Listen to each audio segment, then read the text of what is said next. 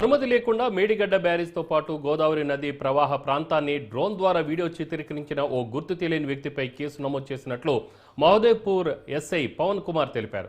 గత నెల 26వ తేదీన బీఆర్ఎస్ వర్కింగ్ ప్రెసిడెంట్ కేటీఆర్ బృందం మేడిగడ్డ బ్యారేజీ పర్యటనకు వెళ్లగా బ్యారేజీ గోదావరి దృశ్యాలను ఓ వ్యక్తి డ్రోన్ ద్వారా చిత్రీకరించి సామాజిక మాధ్యమాల్లో పోస్ట్ చేశారు. అది వైరల్ కావడంతో విషయాన్ని ఇరిగేషన్ అధికారులు సీరియస్గా తీసుకున్నారు.